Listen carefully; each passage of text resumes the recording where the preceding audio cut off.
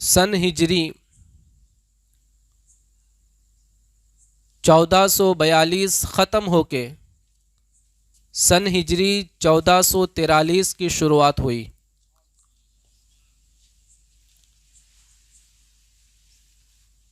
جب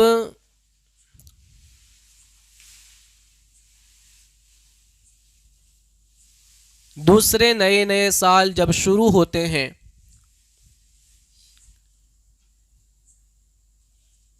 تو قومیں جشن مناتی ہے،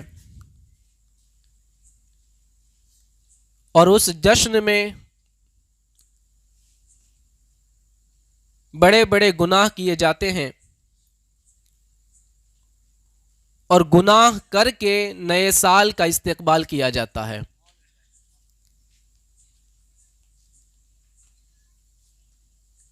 لیکن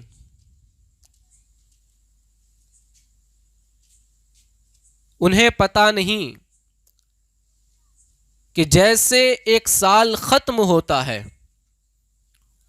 اور ایک نیا سال شروع ہوتا ہے تو گویا کہ ہم اپنی موت کی طرف ایک قدم اور آگے بڑھ گئے ہیں۔ ایک سال کا ختم ہو کے دوسرے سال کا شروع ہونا، یہ ہمیں اپنی موت سے اور قریب کرتا ہے، اپنی موت سے اور نزدیک کرتا ہے۔ تو جس کی موت قریب ہو وہ خوشی منائے یا پھر اپنی زندگی کو بہتر بنانے کی کوشش کرے۔ اس لیے جو سال گزر گیا اس سال سے جو ہماری کمیاں رہ گئی، جو خامیاں رہ گئی، ان کمی اور خامی کو پورا کر کے ہم اگلے سال کو بہتر بنانے کی کوشش کریں۔ اسی لیے جب محرم الحرام کا چاند نظر آتا ہے تو سال بھر خیر اور عافیت کے ساتھ رہنے کی اللہ کی بارگاہ میں دعائیں کی جاتی ہے کہ اللہ پورا سال امن و امان رکھے، پورا سال اللہ تبارک و تعالی ہمیں اپنی حفاظت میں رکھے، اور ہر قسم کی پریشانی اور برائی سے اور بلاؤں سے اللہ تبارک و تعالی ہماری حفاظت فرمائے۔ مصطفیٰ کریم کے دیوانوں، سورہ توبہ کے اندر اللہ تبارک و تعالی نے ارشاد فرمایا، ان عدۃ الشہور عند اللہ 12 شہرا، بے شک مہینوں کی گنتی اللہ کے نزدیک اللہ کی کتاب میں 12 ہے۔ کتنی ہے؟ 12۔ یوم خلق السماوات والارض، یہ کب سے ہیں؟ جب سے زمین اور آسمان اللہ نے بنائے ہیں۔ جب سے زمین اور آسمان کو اللہ نے بنایا ہے اسی دن سے اللہ نے 12 مہینوں کی گنتی رکھی ہے، اور فرمایا منہا اربعۃ حرم، اور ان 12 مہینوں میں 4 مہینے حرمت والے ہیں، عزت والے ہیں، اس کی حرمت کا خیال رکھا جاتا ہے۔ یہ اللہ تعالیٰ قرآن کریم میں فرما رہا ہے سورہ توبہ میں، ان 12 مہینوں میں 4 مہینے حرمت والے ہیں، عزت والے ہیں۔ اور پھر اللہ تعالیٰ نے فرمایا ذالک الدین القیم، اور یہی سیدھا دین ہے، یہی سیدھا دین ہے۔ مصطفیٰ کریم کے دیوانوں، تو اللہ کے نزدیک تو 12 مہینے متعین ہیں جب سے زمین اور آسمان اللہ نے بنائے ہیں، لیکن سن ہجری یہ پہلے سے نہیں ہے۔ حضرت عیسیٰ علیہ السلام سے پہلے جو تھا، جو بھی معاملات ہوتے تھے، جو بھی واقعات ہوتے تھے، تو قبل مسیح کہا جاتا تھا، قبل مسیح، اس طریقے سے اس واقعے کو یاد رکھا جاتا تھا۔ اس کی ڈیٹ، اس کا وار کوئی فکس نہیں ہوتا تھا، بس اتنے سال پہلے، صرف سالوں کو یاد رکھا جاتا تھا، وہ بھی کیسا؟ قبل مسیح، یعنی عیسیٰ علیہ السلام سے پہلے اتنے سال پہلے۔ اور پھر عیسیٰ علیہ السلام کے آنے کے بعد اگر کوئی واقعات ہوئے ہیں تو پھر کہا جاتا بعد مسیح، کہ عیسیٰ علیہ السلام کے آنے کے اتنے سال بعد یہ واقعہ ہوا۔ کوئی گنتی نہیں تھی ہمارے پاس۔ اس کے بعد پھر دوسری ایک گنتی آپ کو کتابوں میں ملے گی اگر پڑھیں گے تو، کہ عام الفیل کے اتنے سال بعد. عام الفیل کا مطلب کیا ہے؟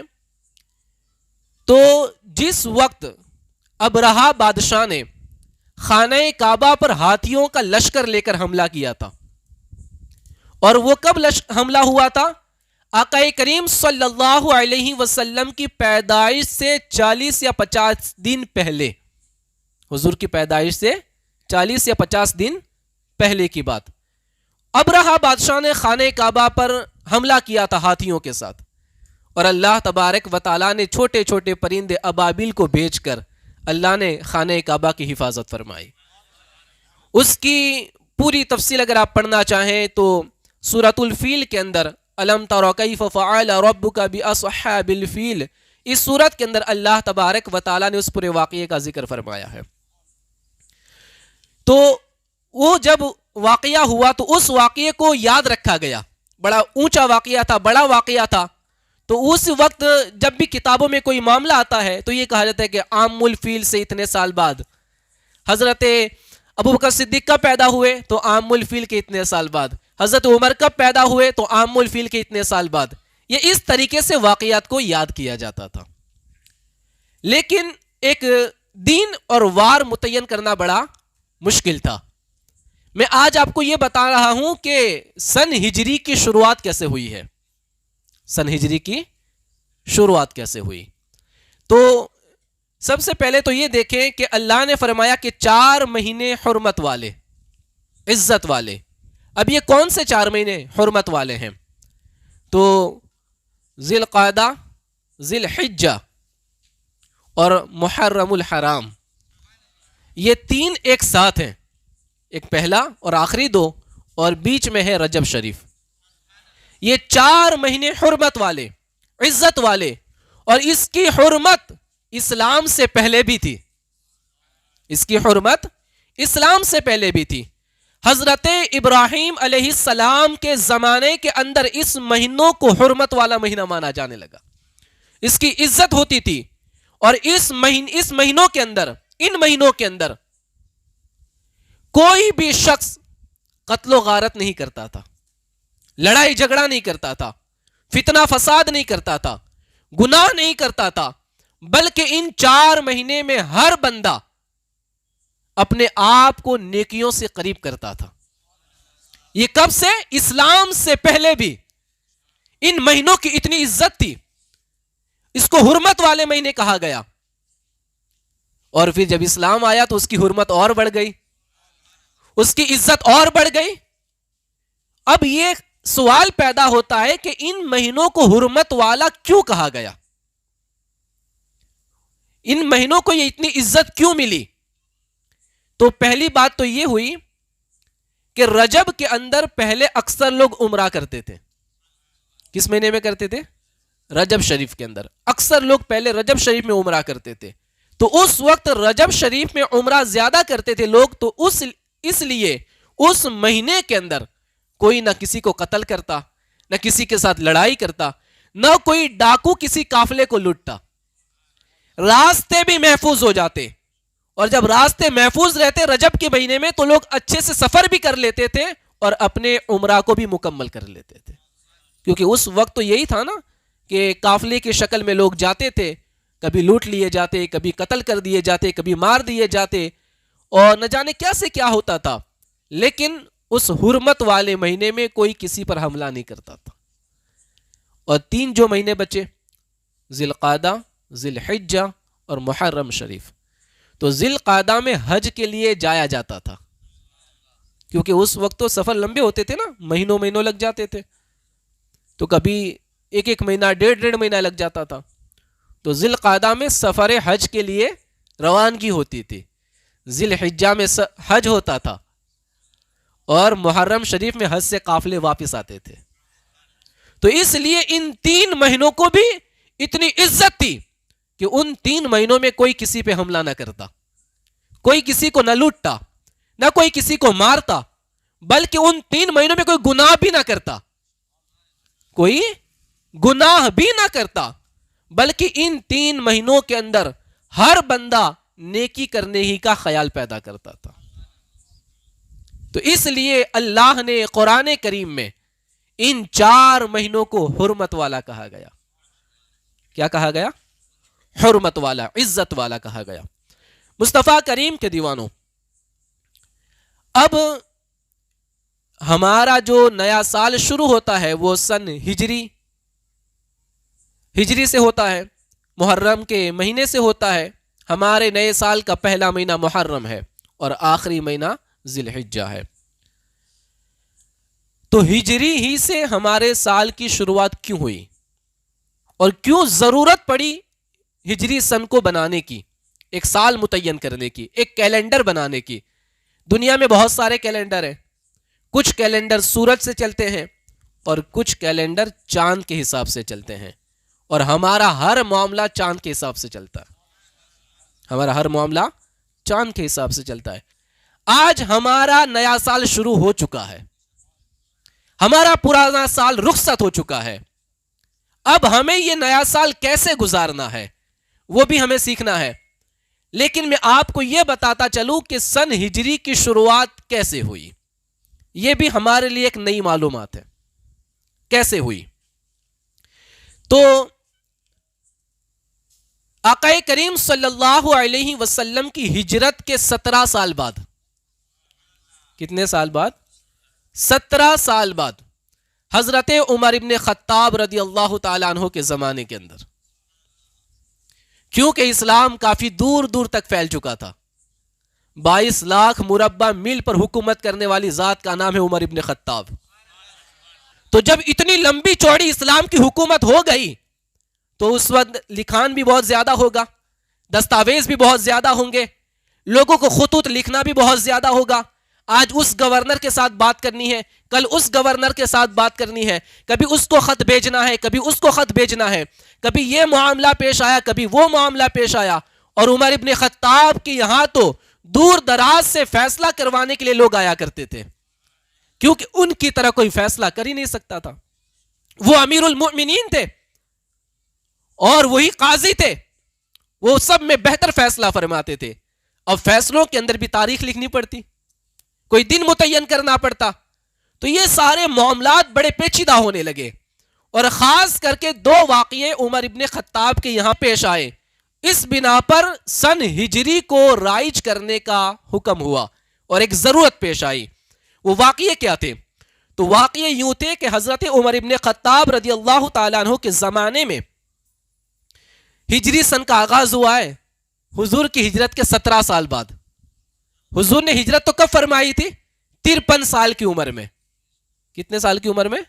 جب ہمارے نبی پاک کی عمر تھی 53 سال، 53 ایئرس، تب مکہ سے مدینہ ہجرت فرمائی تھی. اب اس کو 17 سال گزر گئے ہیں ہجرت کو. اب نیا سال بنانے کی اور کیلنڈر متعین کرنے کی ضرورت پیش آئی ہے. تو اس کا واقعہ یوں تھا کہ 2 لوگوں کا کسی معاملے کے اندر اختلاف ہو گیا، جھگڑا ہو گیا. ایک نے کہا کہ میں نے اس کو اتنے پیسے دیے ہیں، دوسرا کہا کہ اس نے جو دیے تھے میں نے لوٹا دیے ہیں. اب یہ دونوں کا جھگڑا ہوا، اور اب یہ جھگڑا حضرت عمر ابن خطاب کی بارگاہ میں لے کر آئے. کہا کہ ہمارا اس بات میں اختلاف ہو گیا ہے.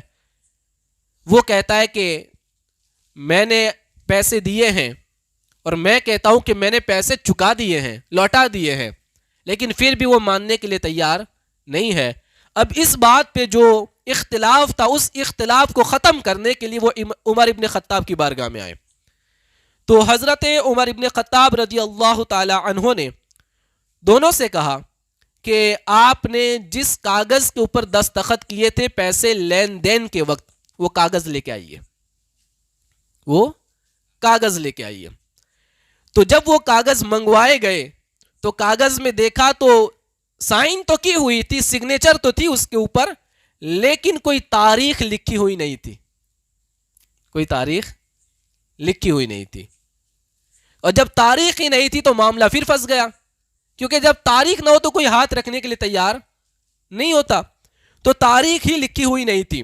تو اس وقت حضرت عمر ابن خطاب نے سوچا کہ ہمارا کوئی کیلنڈر ہونا چاہیے جہاں ایک تاریخ بھی ہو، جہاں ایک وار بھی ہو اور ایک سال بھی متعین ہو. اور دوسرا واقعہ یوں ہے کہ حضرت عمر ابن خطاب رضی اللہ تعالیٰ عنہ کے دور میں حضرت ابو موسیٰ اشعری رضی اللہ تعالیٰ عنہ کو یمن کا گورنر بنایا گیا تھا. یمن کا گورنر بنایا گیا تھا. تو ان کے پاس حضرت عمر ابن خطاب رضی اللہ تعالیٰ عنہ کے بار بار پیغامات جاتے تھے، لیٹر جاتے تھے، خط جاتے تھے، مگر ان پر کوئی تاریخ لکھی ہوئی ہوتی نہیں تھی. اب جب وہ سارے پیغامات کو جمع کر کے ایک طرف رکھ دیا جاتا اور پھر کبھی وقت نکالنے کے بعد اسے اٹھایا جاتا تو پتہ ہی نہیں کہ کون پہلے آیا تھا کون بعد میں آیا تھا، کیونکہ اس پہ تاریخ ہی نہیں ہوتی. کبھی ہوتا ہے نا کہ ابھی آپ کو یہ کام کرنا ہے، یہ کام کر لینا، پھر دوسرا پیغام آیا کہ اب یہ کام کرنا ہے، یہ کام کر لینا. اب سارے خط ایک طرف جمع کر کے رکھ دیے، اب پھر پتہ ہی نہیں کہ کون سا کام پہلے کرنا ہے، کیونکہ اس میں تاریخ لکھی نہیں ہے. تو اس وقت حضرت ابو موسیٰ اشعری رضی اللہ تعالی عنہ نے حضرت عمر ابن خطاب رضی اللہ تعالی عنہ کی بارگاہ میں عرض کیا کہ یا امیر المؤمنین، میری گزارش ہے آپ سے کہ آپ کوئی اسلامی کیلنڈر متعین کریں، آپ کوئی اسلامی کیلنڈر بنائیں اور ایک تاریخ اور ایک وار ہمارا متعین ہو جو ہم اپنے خطوط کے اوپر لکھ سکیں تاکہ وہ ہمارے لیے یاد رکھنے کے لیے بڑے آسان ہو جائیں. تو جب یہ دو واقعات پیش آئے تو حضرت عمر ابن خطاب رضی اللہ تعالی عنہ نے تمام صحابہ کرام کی مجلس شورا قائم کی. مجلس شورا کا مطلب ہوتا ہے مشورے کی میٹنگ، مشورے کی میٹنگ. تو یہاں سے پتا چلا کہ عمر ابن خطاب رضی اللہ تعالیٰ عنہ 22 لاکھ مربع میل پر حکومت کرنے والا بادشاہ مشورہ لینے کے لیے صحابہ کرام کو جمع فرماتے ہیں. تو پتہ یہ چلا کہ آپ کتنوں بڑے کیوں نہ ہو جائیں لیکن معاملات کے اندر مشورہ ضرور لینا چاہیے، مشورہ ضرور لینا چاہیے. گھر میں کوئی کام کرنا ہے تو گھر والوں سے مشورہ لے، محلے میں کوئی کام کرنا ہے تو محلے والوں سے مشورہ لے، گاؤں میں کوئی کام کرنا ہے تو گاؤں والوں سے مشورہ لے. مشورہ لینا یہ اللہ کے نبی صلی اللہ علیہ وسلم کی سنت ہے. تو حضرت عمر ابن خطاب نے مجلس شورا قائم کی، صحابہ کرام سے کہا کہ ہمیں اسلامی نیا کیلنڈر بنانا ہے، بتاؤ کب سے شروعات کریں، کس چیز کے اوپر ہم کیلنڈر بنائیں، کون سا دن متعین کریں، ہم وہاں سے اپنے سال کا آغاز کریں. تو کسی صحابی نے کہا کہ جس دن آقا کریم صلی اللہ علیہ وسلم پر قرآن کی پہلی وحی نازل ہوئی اس دن کو نیا سال متعین کر دیں. دوسرے صحابہ سے پوچھا گیا آپ کیا کہتے ہیں؟ تو کوئی دوسرے صحابی کھڑے ہوئے اور کہا کہ امیر المؤمنین، میرا مشورہ یہ ہے کہ جب آقا کریم صلی اللہ علیہ وسلم نے اپنے نبی ہونے کا جس دن اعلان کیا، اپنے نبی ہونے کا جس دن اعلان کیا اسی دن کو اسلامی سال کا پہلا دن متعین کر دیا جائے، وہی ہمارا کیلنڈر بن جائے. پھر کہا کہ اور کوئی مشورہ دینا چاہتا ہے؟ تو پھر ایک اور صحابی کھڑے ہوئے، انہوں نے عرض کیا کہ پہلی بار جب آقا کریم صلی اللہ علیہ وسلم غار حرا میں داخل ہوئے، ہے نا، غار حرا جس غار کے اندر قرآن کی پہلی آیت نازل ہوئی، اقرا بسم ربک الذی خلق. تو جو پہلی بار حضور داخل ہوئے، کیونکہ حضور صلی اللہ علیہ وسلم تو قرآن نازل ہونے سے پہلے سے وہیں جاتے تھے، کھانا لے کے ساتھ میں جاتے، کبھی ہفتے کا، کبھی 10 دن کا، اور کبھی کھانا ختم ہو جاتا تو ماں خدیجۃ الکبریٰ رضی اللہ تعالی عنہا کھانا پہنچا دیا کرتی تھی. اکثر رمضان شریف کا مہینہ، تب تو روزے بھی فرض نہیں تھے کیونکہ قرآن ہی نہیں نازل ہوا تھا، ابھی نبی نے نبی ہونے کا اعلان ہی نہیں کیا تھا، لیکن حضور نے رمضان کا مہینہ پسند کر کے رکھا تھا. اور اس رمضان شریف کے مہینے میں آقا کریم صلی اللہ علیہ وسلم اس غار میں جا کے آپ اپنے رب کا خوب ذکر کرتے تھے، اپنے رب کو یاد کرتے تھے اور تنہائی میں بیٹھ کر اپنے رب کی طرف لو لگاتے تھے. تو اللہ نے اسی ادا کو پسند کر کے امت کو رمضان عطا فرما دیا. تو کہا کہ جس دن حضور غار حرا میں گئے اس دن کو ہی اسلامی کیلنڈر کا پہلا دن اور وہیں سے شروعات کر دی جائے. پھر کہا کہ اور کوئی مشورہ دینے والا ہے؟ تو کسی نے کہا کہ جب آقا کریم صلی اللہ علیہ وسلم ہجرت کے وقت غار ثور میں ٹھہرے تھے نا، تو جس دن آپ غار ثور میں ٹھہرے اسی دن سے اسلامی کیلنڈر کا آغاز کر دیا جائے. سب نے مشورے دیے، اور بھی لوگوں نے مشورے دیے. اب پھر جب سب نے الگ الگ رائے اور مشورے پیش کیے، پھر ایک اور ذات مشورے کے لیے کھڑی ہوئی. اس ذات کو شیر خدا حیدر کرار مولا علی کہا جاتا ہے. مولا علی کھڑے ہوئے، کہا کہ اے امیر المؤمنین عمر ابن خطاب رضی اللہ تعالیٰ عنہ، میں کوئی مشورہ دینا چاہتا ہوں. کہا کہ آپ بھی اپنا مشورہ پیش کریں. تو حضرت علی رضی اللہ تعالیٰ عنہ نے یہ رائے پیش کی کہ جس وقت آقا کریم صلی اللہ علیہ وسلم مکہ سے ہجرت کر کے مدینہ آ گئے، ہجرت کر کے مدینہ تشریف لے آئے، اسی دن سے اسلامی نئے کیلنڈر کی شروعات کر دی جائے. اب پھر یہ بات عمر ابن خطاب کو بھی پسند آئی اور دیگر صحابہ کو بھی پسند آئی. پھر جب زیادہ تعداد اسی بات پر متعین ہو گئی تو پھر کہا کہ ٹھیک ہے، ہم اسلامی نئے کیلنڈر کا آغاز ہجری سے ہی کریں گے، یعنی حضور کی ہجرت سے کریں گے. جس وقت حضور مدینہ منورہ تشریف لے آئے، مکہ چھوڑ کے مدینہ آئے، اسی دن سے اسلامی نئے سال کا آغاز ہوگا.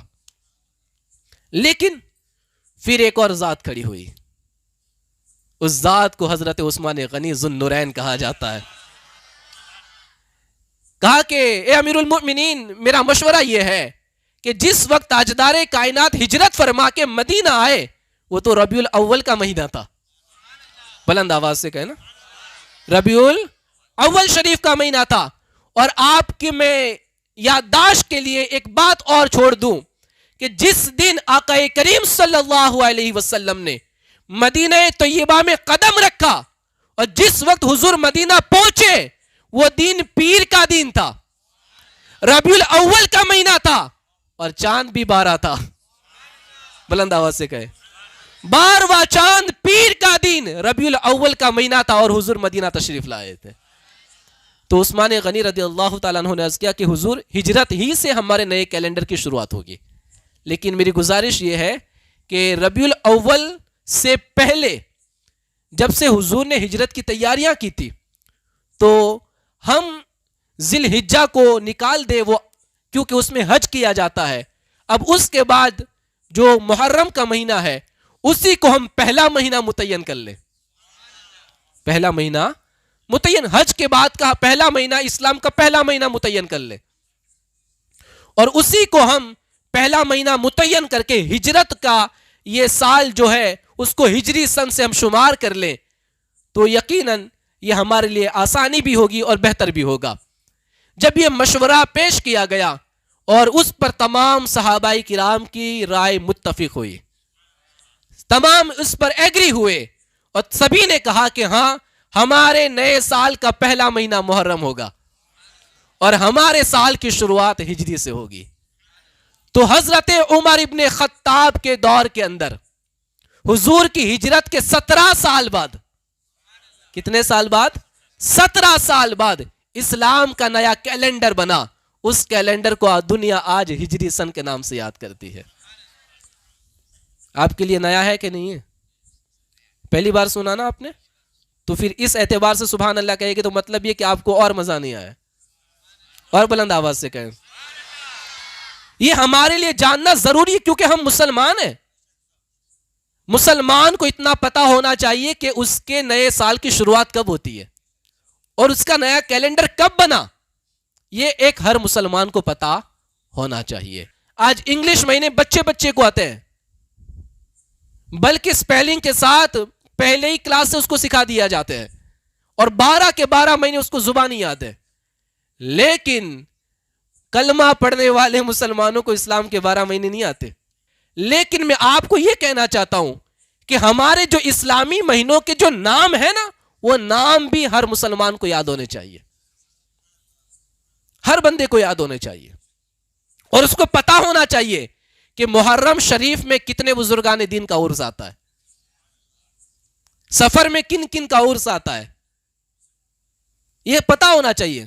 ربیع الاول شریف میں کیا ہے، ربیع الآخر میں کس کا عرس ہے، یہ ساری باتیں اور یہ سارے معاملات مسلمان کے بچے کو پتا ہونا چاہیے. یہ ایک مسلمان ہونے کی حیثیت سے ہمیں سیکھنا ضروری ہے، تاکہ ہمیں پتا تو چلے کہ ہم مسلمان ہیں اور ہمیں اپنا سال بھی یاد ہے. مصطفیٰ کریم کے دیوانوں، تو کہنے کا مطلب یہ ہے کہ اس طریقے سے ہجری سن کی شروعات ہوئی اور ایک نیا کیلنڈر متعین کیا گیا، اور آج جس وقت حضرت عمر ابن خطاب نے وہ نیا کیلنڈر متعین کیا تھا، اس سے لے کر آج تک الحمدللہ بالکل صحیح اور اچھے ڈھنگ سے وہ کیلنڈر چل رہا ہے، بالکل صحیح طور پر چلتا ہے. اور ہمارا ہر معاملہ چاند سے ہی ہوتا ہے. جب تک چاند دیکھتے نہیں تب تک روزہ رکھتے نہیں، اور جب تک چاند دیکھتے نہیں وہاں تک عید کرتے نہیں.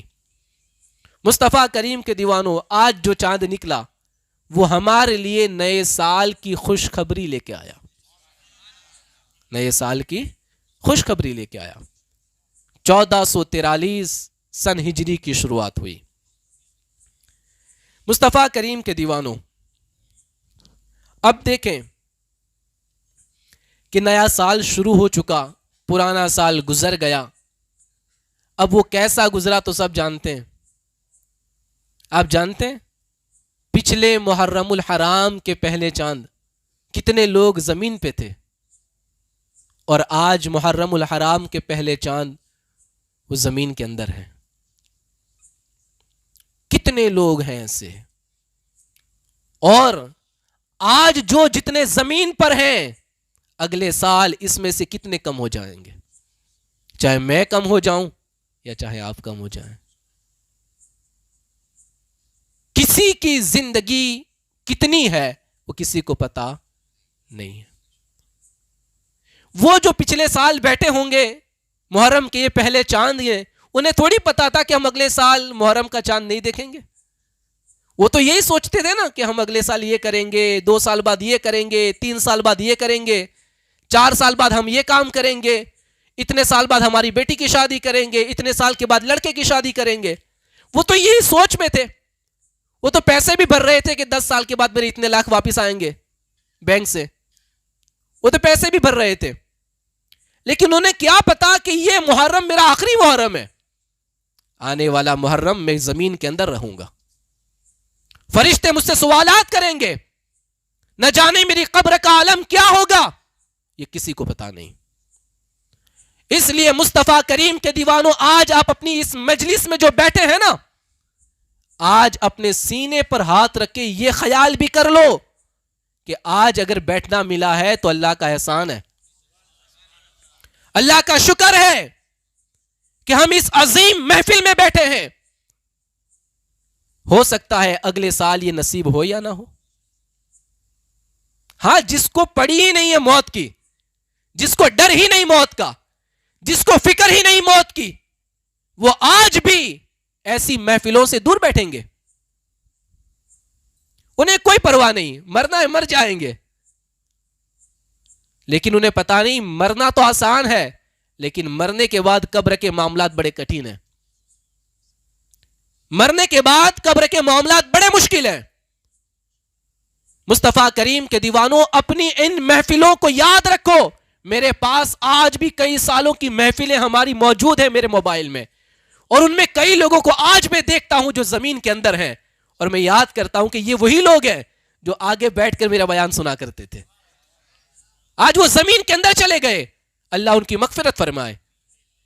میں کئی لوگوں کو مسجد میں جاتا ہوں تب بھی یاد کرتا ہوں. ایک بندہ وہ تھا جو پہلی صف میں کونے پر بیٹھا کرتا تھا، آج وہ نہیں ہے. ایک بندہ وہ تھا جو صبح 4:30 کو آ کے مسجد کھول دیا کرتا تھا، آج وہ نہیں ہے. ان بندوں کو یاد کیا جاتا ہے اور ہمیشہ یاد کرتے رہیں گے. مصطفیٰ کریم کے دیوانوں، آپ بھی اپنی زندگی کا محاسبہ کریں، حساب کریں اپنی زندگی کا، اور سوچیں کہ اللہ نے یہ سال دیا ہے تو غفلت میں نہ گزاریں، اللہ کے ذکر میں گزارنے کی کوشش کریں. اگلا سال ملا یا نہ ملا یہ کسی کو پتا نہیں ہے. مصطفیٰ کریم کے دیوانوں، اب دیکھیں نیا سال شروع ہوا، پرانا ختم ہوا، اور اب نئے سال کے اندر جو معاملات ہمیں کرنے ہیں وہ کیا کرنے ہیں؟ تو تاجدار مدینہ صلی اللہ تعالی علیہ وسلم کی ہجرت ہی کو نئے سال کے آغاز کا، اور اس کو نیا کیلنڈر متعین کیا گیا اسلام کا ہجرت کو یاد رکھ کے۔ تو مشورے تو صحابہ نے بہت دیے تھے، تو کسی اور مشورے پر عمل کر کے کوئی اور دن متعین کر کے نیا کیلنڈر بنا دیا جاتا۔ ہجری ہی کو کیوں متعین کیا؟ ہجرت کیوں ہوئی، کیوں یاد رکھا؟ تو حضرت عمر ابن خطاب نے ہجرت کو اس لیے پسند فرمایا، اور صحابہ نے ہجرت کو اس لیے پسند فرمایا کہ ہجرت کو یاد کر کے، ہجری سن کو یاد کر کے تمام مسلمانوں کی دماغ میں خیال آئے کہ میرے آقا کی ہجرت کیسی تھی، میرے آقا کی ہجرت کیسی تھی۔ ہجرت کیا تھی؟ وہ مکہ مکرمہ کے اندر جب آقا کریم صلی اللہ علیہ وسلم اور صحابہ کرام پر ظلم و تشدد کیا گیا، ظلم و جبر کیا گیا، اور آپ کو وہاں رہنا مشکل کر دیا، تو اس وقت صحابہ نے اور تاجدار کائنات نے اپنا گھر چھوڑ دیا، اپنی زمینیں چھوڑ دی، اپنے باغات چھوڑ دیے، اپنے رشتہ داروں کو چھوڑ دیا، اپنا سب کچھ چھوڑ کے خالی ہاتھ مکہ سے پیدل مدینہ کی طرف نکل پڑے۔ کس لیے؟ صرف اسلام کی سربلندی کے لیے، اسلام کو غلبہ دینے کے لیے، اسلام کا نظام اور قانون نافذ کرنے کے لیے صحابہ کرام نے اتنی بڑی قربانی پیش کی، آقا کریم نے یہ قربانیاں پیش کی۔ تو ہجرت ہی کو اسلامی نئے سال کا کیلنڈر اس لیے متعین کیا گیا تاکہ ہر مسلمان کو پتا چلے کہ میرے آقا کی ہجرت اور صحابہ کی ہجرت کوئی معمولی شے نہیں ہے۔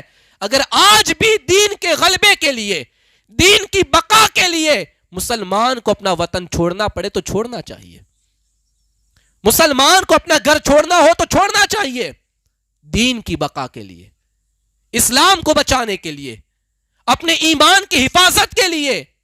مصطفیٰ کریم کے دیوانوں، کون ہے جو آج اپنا وطن چھوڑے؟ پیسوں کے لیے سب چھوڑیں گے، جاب کے لیے سب چھوڑیں گے، بزنس کے لیے سب چھوڑیں گے، کاروبار کے لیے سب چھوڑیں گے۔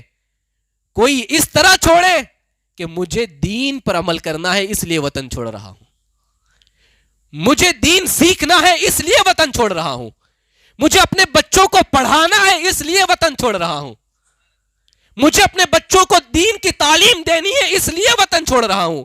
اگر کوئی اس نیت سے چھوڑتا ہے تو یقیناً اس کی ہجرت اللہ کی بارگاہ میں قابل قبول ہوگی، اللہ اس کو بے شمار ثواب عطا فرمائے گا۔ ہمیں چھوڑنا ہوگا جب بھی ضرورت پڑے دین کے لیے۔ آج ہم وطن تو نہیں چھوڑتے اور چھوڑنے کی ضرورت بھی نہیں ہے، کیونکہ الحمدللہ ہم جہاں کہیں ہیں دین سیکھ سکتے ہیں، دین پہ عمل کر سکتے ہیں۔ مصطفیٰ کریم کے دیوانوں، تو ہجرت مصطفیٰ کو یاد کر کے ہجری کیلنڈر کی شروعات ہوئی۔ صحابہ کی تکلیفیں، آقا کریم کی قربانیاں، اس کو آج بھی ہم یاد کریں تو ہمارا ایمان تازہ ہو جاتا ہے۔ کیسی قربانیاں پیش کی انہوں نے۔ جس کا گھر مکہ میں ہو وہ اپنا گھر چھوڑ دے، جس کا باغ مکہ میں ہو وہ اپنا باغیچہ چھوڑ دے، جس کا پورا محلہ ہو مکہ میں وہ محلہ چھوڑ کے چلا جائے۔ آپ کیا جانے میرے آقا کا بچپن مکہ میں کیسے گزرا ہے، جو پیدا مکہ میں ہوئے، جہاں ان کا بچپن گزرا، صرف بچپن ہی، اپنی جوانی بھی گزاری، 53 سال تک مکہ میں اپنے سارے شب و روز گزارے۔ آپ سوچو تو صحیح کہ حضور نے جب مکہ چھوڑا ہوگا تو کتنی تکلیف ہوئی ہوگی، اور اس اعتبار سے حضور نے مکہ چھوڑا اور مدینہ تشریف لے گئے۔ اس قربانی کو کوئی یاد تو کرے، کتنی بڑی قربانی ہے یہ، کتنی بڑی قربانی۔ مصطفیٰ کریم کے دیوانوں، الغرض ہجرت کو ہی اسلامی نئے سال کا کیلنڈر متعین کیا گیا۔ آج پھر ہماری زندگی سے ایک سال ختم ہو گیا اور نیا سال شروع ہوا۔ ہم اپنی موت کی طرف رفتہ رفتہ قریب ہو رہے ہیں، بڑھ رہے ہیں۔ ہم دن بدن بڑے نہیں بلکہ چھوٹے ہو رہے ہیں۔ یہ کس لیے خوشیاں منائی جا رہی ہے؟ کس لیے یہ سارا اہتمام کیا جاتا ہے؟ یہ ہمارے لیے نہیں ہے، ہمارے لمحے فکریہ ہے یہ کہ اتنا قیمتی دن چلا گیا، اب میں کیا کروں گا؟ اتنا قیمتی سال چلا گیا، اب میں کیا کروں گا؟ میرا تو ایک سال گزر گیا، اب میں کیا کروں گا؟ یہی ہوتا ہے نا. آپ جانتے ہیں جب بچہ 10ویں میں ہوتا ہے اور جب ایگزام دیتا ہے وہ فیل ہو جاتا ہے تو کہتا ہے میرا تو ایک سال بگڑ گیا، میرا ایک سال خراب ہو گیا. 12ویں میں فیل ہوتا ہے کہتا ہے میرا ایک سال خراب ہو گیا. کالج میں فیل ہوتا ہے کہتا ہے میرا ایک سال خراب ہو گیا. مطلب کیا؟ پورا سال میں نے جو بھی کیا وہ سارا بیکار گیا، مجھے پھر سے پڑھنا پڑے گا، مجھے پھر محنت کرنی پڑے گی، مجھے پھر ایگزام دینی پڑے گی، مجھے ایک سال اور برداشت کرنا پڑے گا. اسی اعتبار سے آپ کا بھی ایک سال اسی طرح ختم ہو گیا. آپ پاس تھوڑی ہوئے. پاس کسے کہتے ہیں؟ جس کی ہر نماز جماعت کے ساتھ ادا ہوئی ہو، جس کی رمضان کا ہر روزہ رکھا گیا ہو، جس نے روزانہ قرآن کی تلاوت کی ہو، جس نے روزانہ لوگوں کی مدد کی ہو، کسی کو گالی نہ دی ہو، کسی کو مارا نہ ہو، کسی کو ستایا نہ ہو، کسی کو ڈانٹا نہ ہو، محبت سے سال گزرا ہو. ایسے لوگوں کا سال سمجھو اچھے سے گزر گیا ہے. وہ لوگ خوشیاں منائیں کہ میرا سال اچھے سے گزر گیا، بہتر گزر گیا. ورنہ جس کی نمازیں چھوٹی وہ خوشی نہیں منا سکتا، جس کے روزے قضا ہوئے وہ خوشیاں نہیں منا سکتا، جس نے نہ کسی کی مدد کی وہ خوشیاں نہیں منا سکتا، جو لڑتا رہے، بھیڑتا ہے، جگڑتا ہے، گالیاں دیتا ہے، وہ خوشیاں نہیں منا سکتا، کیونکہ اس کا پورا سال بیکار ہی گزرا ہے، اچھا تھوڑی گزرا ہے. مصطفیٰ کریم کے دیوانوں، آج ہم کو یہ سوچنا ہے کہ ہمارا سال جو گزر گیا ہم نے اس میں کیا کیا، کتنی نیکیاں کی اور کتنے جرائم کیے، اور اب آنے والے سال کو ہمیں کیسے گزارنا ہے. مصطفیٰ کریم کے دیوانوں، آپ جانتے ہیں اللہ کا دیا ہوا ایک دن بھی اللہ کی طرف سے نعمت ہے. میں تو دن کہہ رہا ہوں، ہر سانس نعمت ہے نا، ہر سانس نعمت ہے. ابھی ہم نے لی، یہ اللہ کا شکر ہے، اور ہم نکالیں گے، یہ بھی اللہ کا شکر ہے. کیونکہ وہ چاہے تو اندر نہ جائے، اور اندر چلی گئی تو واپس نہ آئے، اور نہ جائے تو بھی انسان مر جائے، اور اندر سے باہر نہ نکلے تو بھی انسان مر جائے. تو سانس کا ہر لمحہ اللہ کا ہمیں شکر ادا کرنا چاہیے. ہر سانس اللہ کی نعمت، ہر دن اللہ کا نعمت، ہر مہینہ اللہ کی نعمت، ہر سال اللہ کا نعمت. تو نعمت گزرنے پر خوشی منائی جاتی ہے یا پھر غم کیا جاتا ہے؟ نعمت اگر چلی جائے نا تو خوشیاں منائی جاتی ہے یا افسوس کیا جاتا ہے؟ ظاہر سی بات ہے، کسی کے پاس کوئی نعمت ہو اور وہ چلی جائے، چھین لی جائے تو وہ خوشی نہیں مناتا، وہ افسوس کرتا ہے. اسی طرح نئے سال کے آنے پر، پرانے سال کی نعمت کے جانے پر ہمیں افسوس کرنا چاہیے، خوشیاں نہیں منانی چاہیے. خوشیاں نہیں، کس بات کی خوشی منائیں؟ کچھ کیا ہو تو خوشیاں منائیں نا. مصطفیٰ کریم کے دیوانوں، وقت بہت اہم ہے، اس کو برباد نہ کریں، اس کو سنجیدگی کے ساتھ گزارنے کی کوشش کریں. شریعت میں وقت بہت بڑا قیمتی ہے، اور شریعت نے وقت کو بڑی اہمیت دی ہے.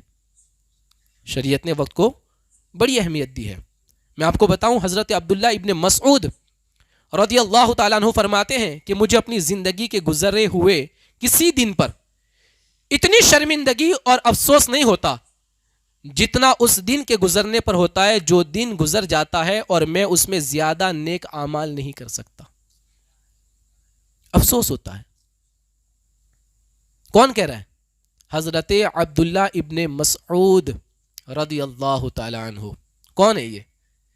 6 نمبر پر اسلام لانے والے، 6 نمبر پر مسلمان ہونے والے، اور جس کو میرے رسول صلی اللہ علیہ وسلم نے معلم امت قرار دیا. آقا فرماتے ہیں عبداللہ ابن مسعود میری امت کا استاذ ہے. یہ حضرت عبداللہ ابن مسعود جن کو معلم امت قرار دیا گیا، یہ عبداللہ ابن مسعود کہتے ہیں کہ جس دن میں زیادہ نیک عمل نہیں کر سکتا اس دن مجھے سب سے زیادہ افسوس ہوتا ہے، سب سے زیادہ تکلیف ہوتی ہے. یہ کون ہے؟ صحابی رسول ہے، 6 نمبر پر اسلام لانے والے. ان کی تو کبھی نماز ہی قضا نہیں ہوتی، وہ تو کبھی کوئی عمل چھوڑتے نہیں، ہر فرائض اور واجبات کو اپنے وقتوں پر ادا کرتے ہیں، پھر بھی کہتے ہیں کہ میں زیادہ نیک عمل نہیں کرتا۔ مطلب کیا ہوا؟ میں جس دن آدھی رات تک عبادت نہیں کرتا، جس دن میں 100 رکعت نفل نہیں پڑھ لیتا، جس دن میں اپنے دولت کو خیرات نہیں کر لیتا، اس دن مجھے افسوس ہوتا ہے کہ میرا دن گزر گیا اور میں نے کچھ کیا نہیں۔ اور ہمارے یہاں تو کسی کی 5 نمازیں چلی جائے لیکن افسوس نہیں ہوتا، رمضان آیا گزر گیا افسوس نہیں ہوتا، دن آتا ہے رات جاتی ہے افسوس نہیں ہوتا۔ یہ عبداللہ ابن مسعود، ان کا عمل سمجھتے ہو کتنا بڑا عمل ہے ان کا؟ آقا کریم صلی اللہ علیہ وسلم نے فرمایا میرا صحابی اگر مٹھی بھر جو خیرات کرے، کیا مٹھی بھر جو خیرات کرے، جو، اور غیر صحابی احد پہاڑ کے برابر سونا خیرات کرے، کتنا؟ احد پہاڑ کے برابر سونا خیرات کرے، پھر بھی ثواب کے اندر میرا صحابی زیادہ ہوگا۔ یعنی مٹھی بھر جو خیرات کرنے کا ثواب صحابی کو زیادہ ملے گا۔ کیوں؟ اس لیے کہ وہ صحابی ہے، اس نے چہرے مصطفیٰ کو دیکھا ہے، اس نے چہرے والضحیٰ کو دیکھا ہے۔ تو صحابی اگر مٹھی بھر جو بھی خیرات کر لے، اور ہمارے جیسا نہیں، اگر وقت کا غوث اور کتب بھی احد پہاڑ کے برابر سونا خیرات کرے، پھر بھی ثواب کے اندر صحابی کے مرتبے تک نہیں پہنچ سکتا، نہیں پہنچ سکتا۔ تو آپ اندازہ لگائیں، عبداللہ ابن مسعود کہتے ہیں کہ جس دن میں زیادہ عمل نہیں کر سکتا، اس دن میں افسوس کرتا ہوں کہ آج میرا دن بیکار گزر گیا۔ کاش یہ تڑپ ہمارے دل میں پیدا ہو جائے کہ کبھی نماز چھوٹنے پر افسوس کر سکیں، روزہ چھوٹنے پر افسوس کر سکیں، درود نہ پڑھنے پر افسوس کر سکیں، آج صدقات اور خیرات نہ کر سکے تو افسوس کر سکے کہ آج اتنا بڑا دن گزر گیا اور میں کچھ کر نہ سکا۔ مصطفیٰ کریم کے دیوانوں، مولا علی فرماتے ہیں، مولا علی فرماتے ہیں کہ ایام یعنی دن تمہاری زندگی کے صفحات ہیں۔ کیا ہے؟ صفحات کا مطلب ہوتا ہے پیج، ورق۔ دن تمہاری زندگی کے ورق ہے، پتے ہیں، پیج ہیں، صفحات ہیں، ان کو اچھے اعمال سے زینت بخشو، اچھے اعمال سے زینت بخشو۔ میں نے کچھ دنوں پہلے ایک بات کہی تھی کہ زندگی ایک کتاب ہے، زندگی ایک کتاب ہے جس کے پہلے پتے پر پیدائش اور آخری پر موت ہے، بیچ کے سارے پتے کورے ہیں، وہ لکھنے آپ کو ہیں، لیکن ایسا لکھو اور اتنا اچھا لکھو کہ کل بروز قیامت جب یہ کتاب کھولی جائے تو رب کی بارگاہ میں شرمندہ نہ ہونا پڑے۔ یہی مفہوم مولا علی پیش کر رہے ہیں۔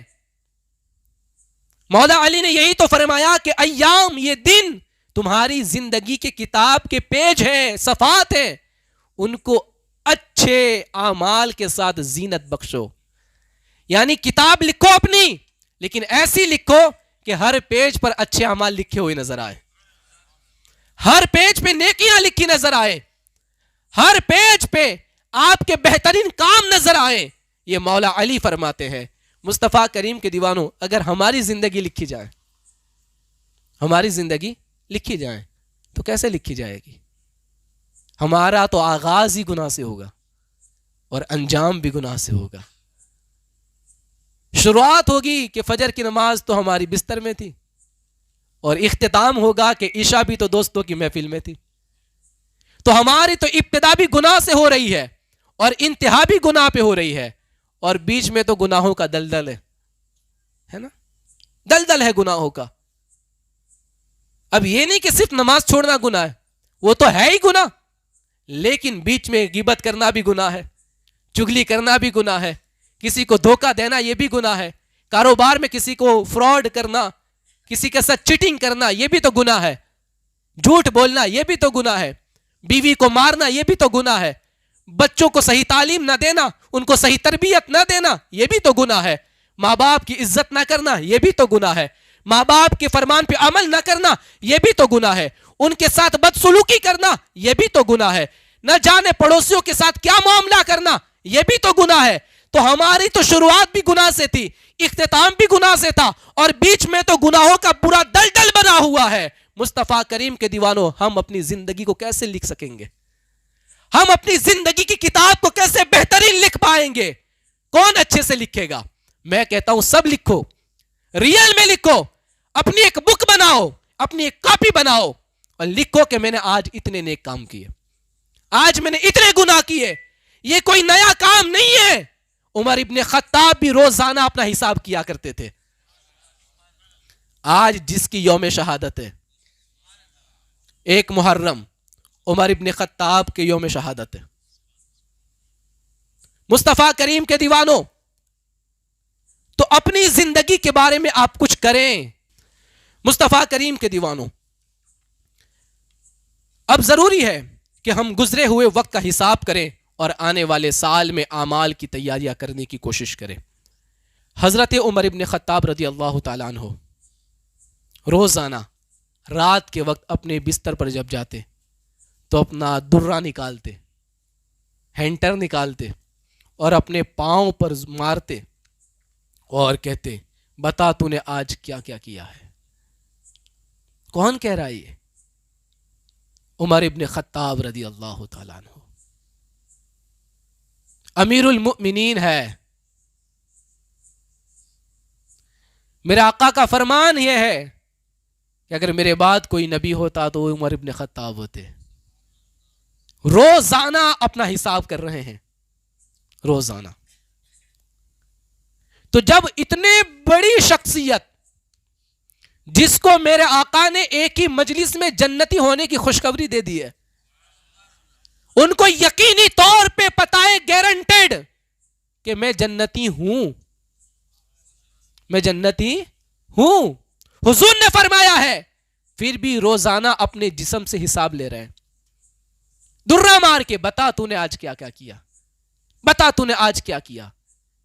ہم روز نہ صحیح ہفتے میں ایک بار تو حساب لے لیں اپنا، ہفتے میں نہ صحیح مہینے میں ایک بار تو حساب لیں اپنا، خود سے حساب کرے اپنا، خود سے۔ مہینے میں نہ صحیح کم از کم سال میں ایک بار تو حساب کر لیں اپنا، خود کا حساب کریں، کیسے 12 مہینے گزر گئے، کیا کیا کیا نہیں کیا۔ وہ عمر ابن خطاب تھے جو حساب کرتے تھے۔ آج کچھ لوگ کہتے ہیں حساب وہ کرے جو گنہگار ہو، حساب وہ کرے جس کے پاس نیکیاں نہ ہو۔ ہمارے پاس تو بہت کچھ ہے۔ میں کہتا ہوں عمر ابن خطاب سے زیادہ ہے، عمر ابن خطاب سے زیادہ نیکیاں ہیں۔ وہ کیوں حساب کرتے تھے؟ وہ اس لیے حساب کرتے تھے کہ حساب کا حکم میرے آقا نے فرمایا ہے۔ میں آگے حدیث سنا رہا ہوں آپ کو، حضور نے کیا فرمایا؟ مصطفیٰ کریم کے دیوانوں، تو عمر ابن خطاب روزانہ بستر پر لیٹ کر اس طرح حساب کرتے تھے اپنا، اور ہم کچھ نہیں کرتے۔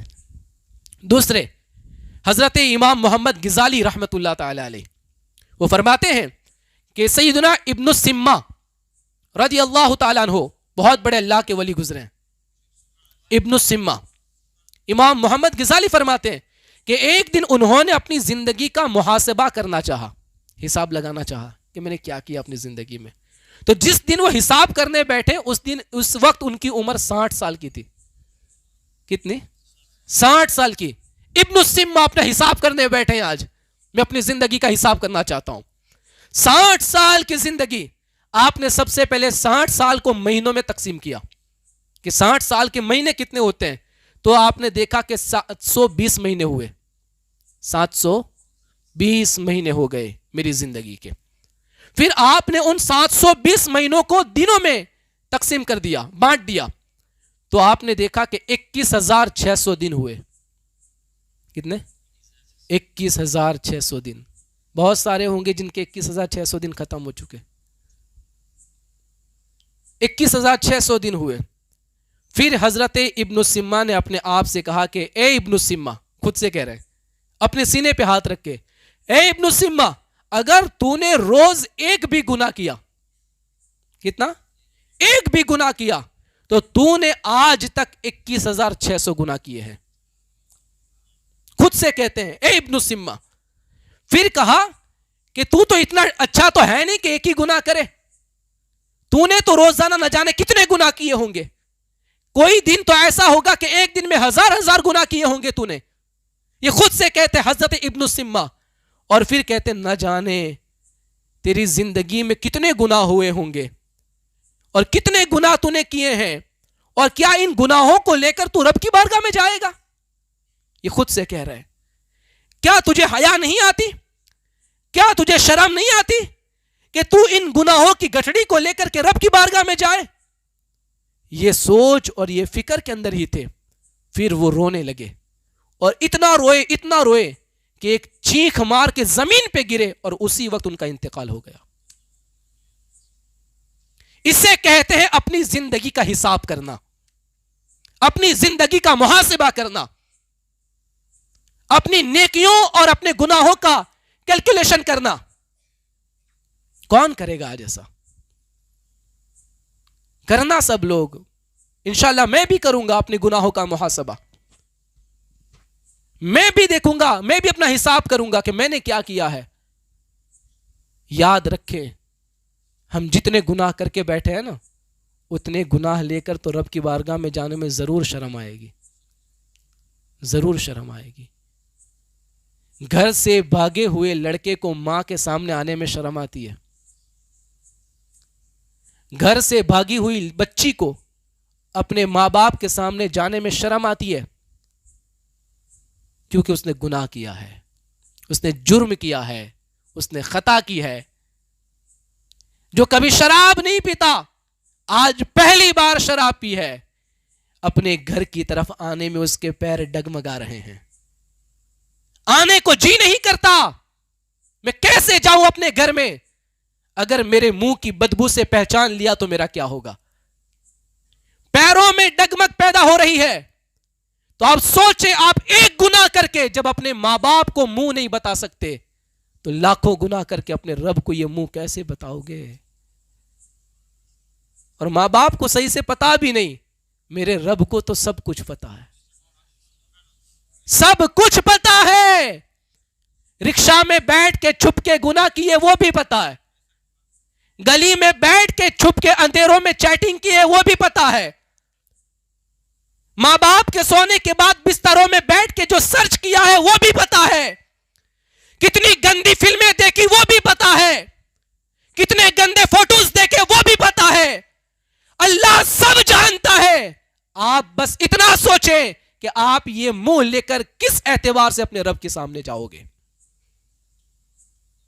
کس اعتبار سے رب کی بارگاہ میں کھڑے ہوں گے. کچھ لوگ کہتے ہیں نا کہ قیامت کے دن آقا کریم صلی اللہ علیہ وسلم ہماری شفاعت فرمائیں گے، یقین فرمائیں گے، یقیناً فرمائیں گے. لیکن میں یوں پوچھنا چاہتا ہوں، چہرہ اتنا قابل ہے کہ حضور کو دکھا پاؤ گے؟ چہرہ اتنا قابل ہے کہ حضور کے سامنے دکھا پاؤ گے؟ یہ چہرہ تو کسی پیر کے سامنے لانے کے بھی لائق نہیں. تو وہ تو تاجدار کائنات ہے، وہ تو سید الرسول ہے. ان کی بارگاہ میں ہم کیا منہ لے کے کھڑے ہوں گے؟ کیا منہ لے کے کھڑے ہوں گے؟ مصطفیٰ کریم کے دیوانوں، اس لیے اپنا حساب کرو، اپنی زندگی کا محاسبہ کرو. مصطفیٰ جان رحمت صلی اللہ علیہ وسلم نے فرمایا، حاسبوا انفسکم قبل ان تحاسبوا. اس سے پہلے کہ قیامت میں تمہارا حساب ہو، دنیا ہی میں اپنا حساب و کتاب شروع کر دو. یہ کس نے کہا؟ ہمارے نبی نے فرمایا، حاسبوا انفسکم، اپنا حساب شروع کر دو، قبل ان تحاسبوا، اس سے پہلے کہ قیامت میں تمہارا حساب ہو. ابھی سے حساب کر لو. یہ حضور کا فرمان ہے. ہم امتی ہیں حضور کے، ہم غلام ہیں حضور کے، ہم ان کی بارگاہ کے گدا ہیں، ہم بھکاری ہیں ان کی بارگاہ کے. ہم جب ان کی غلامی کا دعویٰ کرے تھے تو ان کی غلامی کا دعویٰ کرتے ہوئے اس بات پر بھی ہم عمل کریں کہ انہوں نے ہم سے کہا ہے کہ ہم اپنی زندگی کا حساب کر لیں. غلام ہے نبی کے غلام ہے. یہ نعرہ تو سب نے لگایا, لیکن غلامی نبی کے اندر اعمال کا محاسبہ کرنا یہ سب کو تھوڑی آتا ہے. غلامی نبی کے اندر اپنی زندگی کا حساب کرنا یہ سب کو نہیں آتا. بے شمار لوگ آپ کو دنیا میں ملیں گے, بے شمار مسلمان آپ کو ایسے بھی ملیں گے جو دعوے کرنے میں تو کوئی کم نہیں, محبت رسول کا دعویٰ بہت زبردست, لیکن مصطفیٰ کریم کے دیوانوں جس حسین سے محبت کا دعویٰ ہے انہی کا ذکر سننے کو من نہیں کرتا, انہی کا ذکر سننے کو من نہیں کرتا, انہی کی ہسٹری سننے کو دل نہیں چاہتا. تو میں یہ سوچ رہا ہوں کہ یہ محبت ہے کہاں؟ محبت کسے کہتے ہیں؟ محبت اسے کہتے ہیں کہ جہاں پھول کھلے بلبل خود دوڑ کے چلا آتا ہے, جہاں شمع جلے پروانہ خود چلا آتا ہے. وہاں پروانے کو دعوت نہیں دی جاتی کہ شمع جل گئی ہے, کیونکہ پروانہ تو شمع جلنے کا انتظار کرتا ہے. جیسے شمع جلے پروانہ اپنی جان قربان کر دیتا ہے. پھول کہیں پر بھی کھل جائے بلبل کو پھول کا پتہ چل ہی جاتا ہے, وہ پھول پہ منڈرانے لگتا ہے اور اس کا طواف کرنے لگتا ہے. مسلمانوں, اگر تمہیں عشق مصطفیٰ ہے تمہارے دلوں کے اندر, اگر عشق امام عالی مقام ہے دلوں کے اندر, تو پھر یہ اعلان کرنے کی ضرورت کیسی؟ پھر تو جہاں مائک سے حسین کی آواز آئے پھر مجمع بچنا چاہیے, پھر محفل لگنی چاہیے, پھر مجمع ایک اکٹھا ہونا چاہیے. پتا چلے کہ یہ قوم آج بھی اپنے اندر حسینی جذبہ پیدا کرتی ہے, آج بھی صرف نام نہیں بلکہ کام کے اعتبار سے حسینی بننا چاہتی ہے. مصطفیٰ کریم کے دیوانوں, امام شافعی کا نام سنا ہے نا؟ بہت بڑے امام ہیں امام شافعی. امام شافعی علیہ رحمہ فرماتے ہیں کہ میں بڑے بڑے ولیوں کی صحبت میں بیٹھا, بڑے بڑے ولیوں کی صحبت میں بیٹھا, اور ان کی صحبت سے جو کچھ میں نے سیکھا وہ یہ ہے کہ اگر تم نے وقت کو نیک کام میں نہ گزارا تو وقت تمہیں برائی کے کاموں میں لگا دے گا. امام شافعی کہتے ہیں اگر تم نے اپنا وقت نیک کام میں نہ لگایا تو وہی وقت تمہیں برے کاموں میں لگا دے گا. اور آگے فرماتے اگر نفس کو نیک کام کی طرف نہ موڑا تو یہی نفس تمہیں گناہوں کی دلدل میں لے جائے گا. یہ امام شافعی کہتے ہیں کہ میں بڑے بڑے ولیوں کی صحبت میں بیٹھا اور ان کی صحبت سے میں نے ایک بہت بڑی بات سیکھی ہے. سمجھو یہ کتنی بڑی بات ہوگی, بہت بڑی بات میں نے سیکھی ہے. وقت کو نیکیوں میں نہیں کاٹو گے تو یہ وقت تمہیں گناہ کروا کے ہی رہے گا, تمہیں گناہوں میں ڈبو کے رہے گا. تو اپنے نفس کا محاسبہ کرتے ہوئے یہ سال بہتر انداز میں گزارنا ہے. نیکیاں کرنی ہے, نمازوں کی پابندی کرنی ہے, تلاوت قرآن کرنی ہے. میں دیکھنا چاہتا ہوں فجر کی نماز کے اندر کہ آپ کتنا حساب کرتے ہیں آج کی رات کے اندر, اور کتنی کوشش کرتے ہیں اپنے آپ کو بہتر بنانے کی. کنٹینیو کریں, اس چیز کو ذہن سے نکالیں نہیں, دل میں بٹھائیں. اور یہ جو مہینہ ہے نا محرم شریف, اس مہینے کو بڑی فضیلت حاصل ہے, بڑی فضیلت. اور اس کا جو 10واں چاند ہے نا, عاشورے کا دن, عاشورے کا دن تو دنیا جب سے بنی ہے اسی دن سے عظمت والا ہے, اسی دن سے عظمت والا ہے. اس دن کو بہت فضیلت حاصل ہے. اور جس وقت امام علی مقام نے اس دن اپنی قربانی پیش کر دی, اپنے خاندان کی قربانی پیش کر دی, اور بھی خاص یہ دن ہو گیا. یہ دن بڑا قیمتی ہے. اس دن کو ہمارے نبی نے کیسے گزارا ہے؟ ہمارے نبی نے, جس کے ہم امتی ہیں, اس نبی نے کیا کیا تھا؟ اور صرف نبی نے نہیں, پچھلے سارے نبیوں نے اس دن کیا کیا تھا؟ بہت بڑی بات ہے یہ. پچھلے سارے نبیوں نے اس دن کیا کیا تھا؟ میرے آقا فرماتے ہیں کہ عاشورے کا روزہ رمضان کے روزوں کے بعد سب سے بڑا روزہ ہے، سب سے افضل روزہ ہے۔ آقا فرماتے ہیں میں نے بھی اس دن روزہ رکھا ہے اور مجھ سے پہلے سارے نبیوں نے بھی اس دن روزہ رکھا ہے، لیکن آج کوئی اس پہ بات ہی کرنا نہیں چاہتا۔ نبی نے کیا کیا، نبیوں نے کیا کیا، کوئی بات نہیں، ہمیں کیا کرنا ہے۔ مصطفیٰ کریم کے دیوانوں، یہ بات ہوئی نا، حضرت ابو ہریرہ رضی اللہ تعالیٰ عنہ سے روایت ہے، آقا کریم صلی اللہ علیہ وسلم نے فرمایا رمضان کے روزے کے بعد، آقا کا فرمان، اور آقا کا فرمان وحی خداوندی ہے، وحی خداوندی ہے، رمضان کے روزے کے بعد سب سے افضل روزہ اس مہینے کا ہے جس مہینے کو شہر اللہ کہا گیا، اللہ کا مہینہ کہا گیا، جس کو ہم محرم کہتے ہیں۔ اور دوسری حدیث یہ ہے کہ ایک شخص آقا کریم صلی اللہ علیہ وسلم کے پاس آیا اور کہنے لگا کہ یا رسول اللہ صلی اللہ علیہ وسلم، رمضان کے بعد ایسا کون سا مہینہ ہے جس میں روزے کا ثواب سب سے زیادہ ہے، سب سے زیادہ ہے؟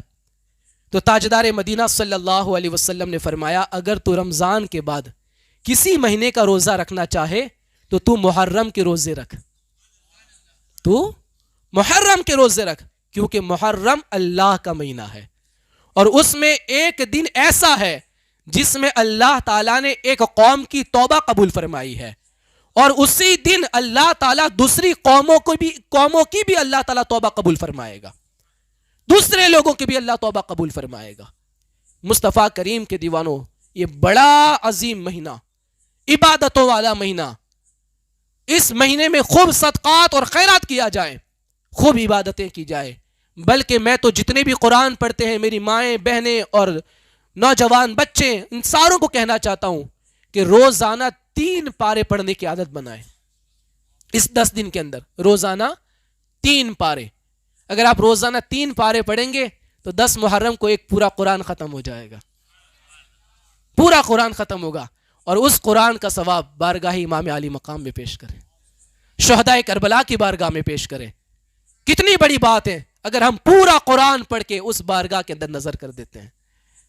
اور جن کو پڑھنا نہیں آتا، میں ان سے کہنا چاہتا ہوں کہ کلمہ شریف پڑھے، پہلا کلمہ ہو یا دوسرا کلمہ یا تیسرا کلمہ، جو بھی آپ کو صحیح سے یاد ہے، وہ کلمے کا ورد کرے، روزانہ 500 بار ایک کلمہ پڑھ لے اور 500 مرتبہ درود پاک پڑھ لے، اور آپ روزانہ لکھتے جائیں، اور لکھ کر پورا ٹوٹل 10 دن میں جتنا پڑھے وہ سارا امام حسین کی بارگاہ میں نظر کر دے، اور امام حسین کے ساتھ ساتھ تمام شہداء کربلا کی بارگاہ میں نظر کر دے۔ یہی تو ہے اصل مقصد ہمارا، ان کی بارگاہ میں خیرات پیش کرنا، ان کی بارگاہ میں تحفے پیش کرنا، ان کی بارگاہ میں ان چیزوں کو پڑھ کر کے اس کا ثواب پہنچانا۔ ان کی روح خوش ہو گئی نا تو قیامت کے دن انہی کے ہاتھوں سے جام کوثر مل جائے گا، انہی کے ہاتھوں سے جام کوثر مل جائے گا۔ اور آپ جانتے ہیں یہ تو جنتی جوانوں کے سردار ہیں، جنتی جوانوں کے سردار ہیں، وہ خوش ہو گئے تو جنت پکی ہو جائے گی انشاءاللہ، ہے نا؟ تو ان کو راضی کرے، ان کو خوش کرنے کی کوشش کرے۔ وآخر دعوانا ان الحمد للہ رب العالمین۔